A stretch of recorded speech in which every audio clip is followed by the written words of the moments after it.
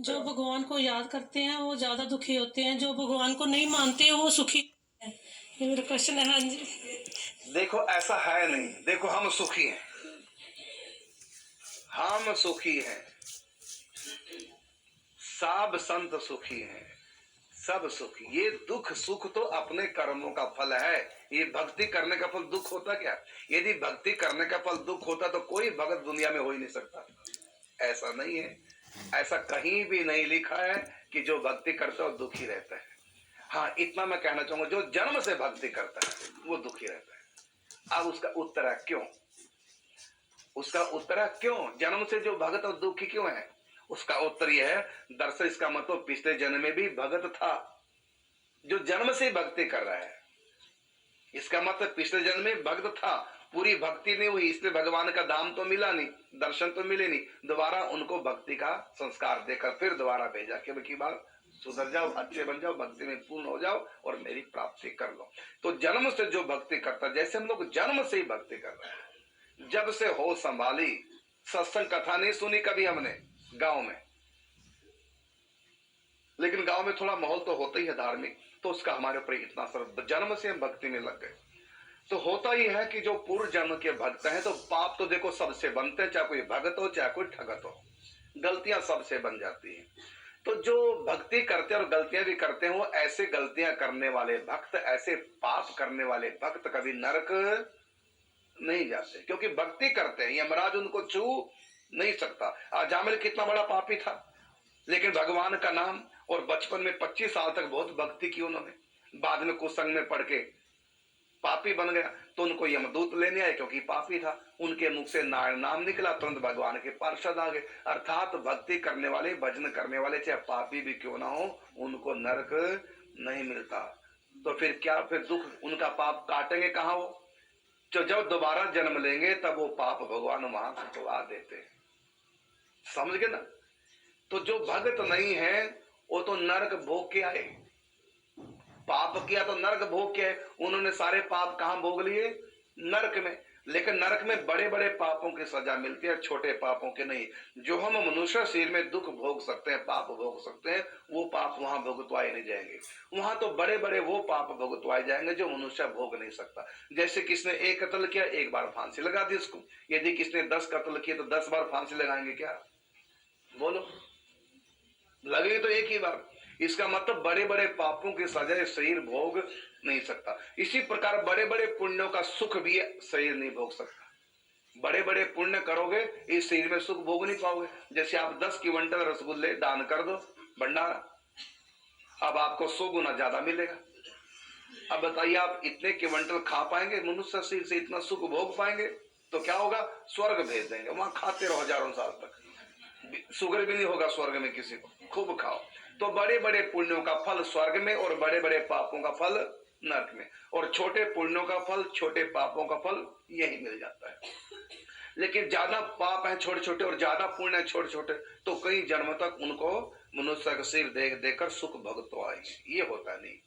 तो आपका प्रश्न है कि जो जन्म से भक्ति करते हैं देखा क्यों दुखी क्यों, उसका उत्तर है कि भक्त कभी नरक जाता नहीं। जो नास्तिक लोग हैं, पाप किए, नरक भेज दिया, और उसके बाद पाप खत्म हुए बड़े बड़े, फिर दोबारा जन्म ले लिया, तो उन्होंने पाप भोग ली नरक में। और भगत नरक नहीं जाते, तो उनको पापों का दंड कहां दिया जाता है?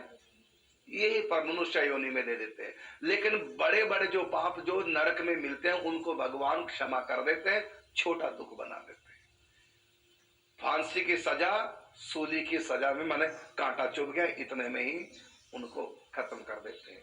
तो बड़े बड़े पाप जो नरक में मिलते हैं वो नरक जा नहीं सकते, इसलिए उनको भगवान अगले जन्म में यहीं पर दंड देते हैं। तो उनको दिखता है कि भक्त दुखी है, जबकि भगत तो फायदे में रह गया और नरक से बचा हुआ है। तो नरक का जो दुख है, तो बड़े बड़े दुख तो व्यक्ति भोग नहीं पाएगा मनुष्य, तो उनको थोड़ा कम करके यहाँ भुगतान कर देते हैं। और जो नास्तिक किस्म के लोग हैं वो हल्का फुल्का होकर आते हैं, नरक भोग करके पापों से हल्का होके आ जाते हैं। अच्छा देखिए, माँ अपने बेटे को तो पीट देती है, सिगरेट पिया देख लिया माँ ने, पड़ोसी का बेटा सिगरेट पिया माँ ने देख लिया, उसको क्यों नहीं पीता? अपने को पीटा जाएगा ना, गैर को तो फिर गैर के हवाले किया जाएगा, पुलिस गैर है। तो अपना बच्चा कोई पाप करे माँ पीटेगी, दूसरे का बच्चा पाप करे माँ ने कहा हमें क्या, और उसको कौन पीटेगा? पुलिस उसकी खबर लेगी, गलत काम करेगा। तो इसी प्रकार जो यहाँ दुख पाते हो भगवान के सगे हैं, उनके ऊपर कृपा है भगवान की। जो बचपन से भक्ति करता है, इसका सीधा सीधा अर्थ है कि पूर्व जन्म का भक्त है, लेकिन भक्ति पूर्ण नहीं हुई, नरक तो जा नहीं पाया। तुरंत भगवान ने दोबारा उसको सुधरने का मौका दिया, भक्ति का दोबारा इंसान का चोला दे दिया, नरक नहीं गया, तो उसके पापों की सजा भगवान वहीं भुगतवाने लग गए। यहाँ तक कि उनका घर भी बसने नहीं देंगे, या तो बाबा जी बना देंगे, या तो घर बस गया तो उसको चैन से बैठ देंगे, कट्टर पति दे देंगे, कट्टर सास दे देंगे, या पत्नी होगी तो कट्टर स्वभाव की हो जाएगी, और बच्चे भी नालायक से रहेंगे। ऐसा हो जाएगा क्यों? क्योंकि नरक तो भगवान भेजेंगे अपने भगत को, इतना प्यार करते हैं। और यहाँ उनको फिर दुखों का भुगतान भगवान कराते हैं। तो बोलो कृपा है क्या है? बहुत कृपा है। जो जन्म के भक्त हैं वो साधारण नहीं, उनका तो इसी जन्म में भुगतान होना है पापों का, नरक वो जा नहीं सकते, क्योंकि भगवान की भक्ति। यमराज की भी हिम्मत नहीं, जो भजन करने वाले हैं, चाहे बड़े से बड़े पापी क्यों ना हो, उनको भी यमराज छू नहीं सकते। देखा ना, जब जो ही नारायण कहा जामिन ने, तुरंत भगवान के पास खबरदार जो उनको लेके यहीं पर अपने पाप भोगेंगे, भगवान मारेंगे इनको, लेकिन तुम छू नहीं सकोगे। माँ अपने बच्चे की गलती पर अपने बच्चे को पीट देती है, उसी गलती पे जब गैर कोई पीट के दिखाए, तुरंत माँ बीच में, तुम्हारी ऐसी तैसी हिम्मत कैसे पड़ गई मेरे बच्चे को हाथ लगाने की? तो कहेगी तुम्हारे बच्चे ने ऐसा किया तो मेरे को बोलते, ऐसा किया तो मेरे बच्चे को हाथ क्यों लगा दिया? इसी प्रकार भगवान कहते हैं ये हम दूतों से कि मेरे बच्चे का हाथ नहीं लगाना, और गलती कर दी, यमदूतों ने हाथ लगा लिया अजामिल का, भगवान के पार्षद आ गए, उनको मार के भगा दिया। ये भगवान के पापी हैं तो क्या हुआ, है तो मेरे प्रभु के ही। तो ये बात है, इसलिए ये अच्छी बात है, घबराने वाली बात नहीं। इसका मतलब भगवान ने हमको अपना बना लिया है, हमको नरक जाने नहीं दिया। और यहाँ भी जो हमने देखो, दुर्योधन ने भी जुआ खेला, उनको दंड नहीं दिया, और युधिष्ठिर ने जुआ खेला तो 12 वर्ष का वनवास, 1 वर्ष का ज्ञातवास। दुनिया एक दूसरे का छीन के खा जाती है, भगवान कुछ नहीं कहते। और सुदामा ने, उनका खास था ना सुदामा, उन्होंने खाया तो वही दंड दे दिया। ये भगवान की कृपा, अपने भगत के कर्मों का फल इसी जन्म में भुगतान कराते हैं, क्योंकि वो नरक जाने नहीं देते। इसलिए भगवान से कह दो, प्रभु जो भी मैंने पाप किया आप इसी जन्म में दंड दो, और मैं आपकी भक्ति और करती रहूंगी। मेरे पापों को भुगतान को कल पे नहीं छोड़ना, इसी जन्म में मेरा हिसाब किताब कर देना। तो और भगवान के प्रति तो श्रद्धा जगनी चाहिए। यदि आपको कष्ट संकट मिल रहे हैं बार बार, इसका सीधा सीधा मतलब नरक मेरे लिए सदा के लिए समाप्त हो चुका है। भगवान यही मुझको दंड देकर पवित्र करें। प्रभु तुम कितनी दयालु है, कितनी कृपालु। पति का सुख नहीं मुझको मिल रहा है, बच्चे भी मुझको सुख नहीं दे पा रहे हैं, पड़ोसी मेरा दुश्मन बना है। मैं समझ गई ये सब आपकी कृपा बरस रही है। इस दासी पर बस ऐसी कृपा बनाए रखना। और तो मैं समझ गई कि मैं कुछ भी नहीं किसी को कहती, तब भी मेरी तरफ उंगलियां उठा रहे हैं। समझ गए कोई नहीं उठा रहा है, ये सब आपकी कृपा कर रही है, और मैं अपने पापों को भोगने का तैयार हूँ। बस इसी जन्म में मेरा भुगतान कर देना, अगला जन्म नहीं देना। लेकिन कोई घबराते हैं तो भगवान क्या करते हैं, उसके पाप को भी काटना और भुगतान करना बंद कर देते हैं। नरक तो जा नहीं सकता, चलो कोई बात नहीं सहन हो रहा ना, थोड़ा अगले जन्म में भुगतान कर लेना, नरक तो जाओगे तो अगला जन्म हो जाएगा। यदि आप भगवान से कहोगे ना कि प्रभु मत दो दुख, तो भगवान काट तो देंगे, लेकिन अगले जन्म के लिए तैयारी करनी पड़ेगी। इससे भगवान को कह दो प्रभु, क्योंकि जब देखते हैं ना कि आस्था इसकी डावाडोल और ये कष्ट पाने से, या तो संत के पास भेज करके पूरा रहस्य समझा देंगे जैसे मैं समझा रहा हूँ। यदि ऐसा नहीं हो पाया तो भगवान दुख को कम कर देंगे, वो फिर अगले जन्म में डाल देंगे, थोड़ा थोड़ा कई जन्मों में भुगतान कर दे। लेकिन सत्संग यदि किसी को मिल रहा है तो इसका मतलब इसी जन्म में भगवान उसका हिसाब किताब पूरा कर रहे हैं। अरे समझो लॉटरी लग गई, किस्मत वाले हो, अगर दुखों पे दुख आ रहे और इधर भक्ति कर रहे हैं। इसलिए भागवत में एक श्लोक में लिखा है कि जिसके ऊपर मैं अतिशय कृपा करता हूँ उसका हर तरह से बंटा डाल कर देता हूँ।